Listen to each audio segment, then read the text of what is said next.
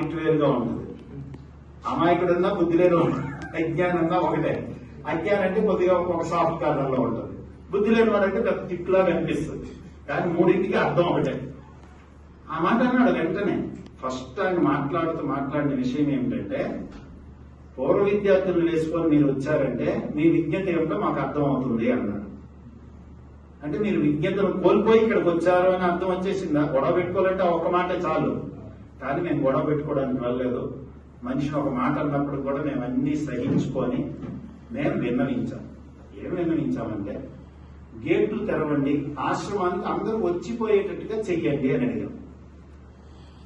అంటే ఇక్కడ వయసు వచ్చిన అమ్మాయిలు ఉన్నారు, అందువల్ల ఆ కాలంలో ఇప్పుడు మేము తెరవలేమన్నారు. అంటే ఆ కాలంలో వయసు వచ్చిన అమ్మాయిలు లేరు, ఈ కాలంలో మేము వయసు వచ్చిన అమ్మాయిల్ని ఇక్కడ అవసరానికి పెట్టుకున్నాము, అందువల్ల ఇప్పుడు తెరవడానికి లేదు. అంటే ఆశ్రమం ఏమిటి, వయసు వచ్చిన అమ్మాయిలు ఎవరు పెట్టుకోమన్నారు? గేట్లు తెరవకుండా పెడితే ఇప్పుడు ఆశ్రమాన్ని ఏం చేసినట్టు? ఆశ్రమాన్ని పట్టుకున్న అమ్మాయిలు అక్కడికి వచ్చారా? స్వామివారు గార్గి మదాలస చూడాలా, మైత్రేయి మొదలైనటువంటి వాళ్ళని మాతృమూర్తుల్ని తయారు చేయాలని అక్కడ కన్యాగురుకులం పెట్టారు తప్ప వాళ్ళని పెట్టుకుని ఆశ్రమాన్ని నాశనం చేసేమని, గేట్లు మూసేమని చెప్పలేదు కదా. ఈ మాట సమాధానం చెప్పారు. ఇది ఎంతవరకు సముచితం అనే విషయాన్ని మనం ఆలోచించవలసిన అవసరం ఉంటుంది కదా. ఒక మాటకు ఒక మాట సంబంధం ఉండాలి కదా. భక్తులయ్యి వస్తారా లేకపోతే కన్యాగురుకులానికి వస్తారా?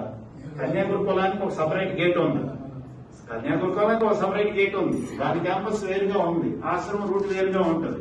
ఆ రూట్ ఆ కన్యాగురుకులం పక్క నుండి వచ్చేటట్టు ఎవరు చేయమన్నారు? ఇటు పక్క నుంచి గేట్లు అన్నీ ఉన్నాయి కదా. 50 సంవత్సరాలు 70 సంవత్సరాలు 80 సంవత్సరాలు కలిగినటువంటి గేట్లు ఈ రోజు మనకు అర్థం వచ్చాయా? ఆ గేట్లు మూసేసాకే దీనికి ఈ పరిస్థితి వచ్చిందని చెప్పుకోవాల్సిన పరిస్థితి వస్తుంది. అందువల్ల ఏంటంటే అట్లా చెప్పారు. అట్లా రకరకాల ఏది మాట్లాడినా వాళ్ళకి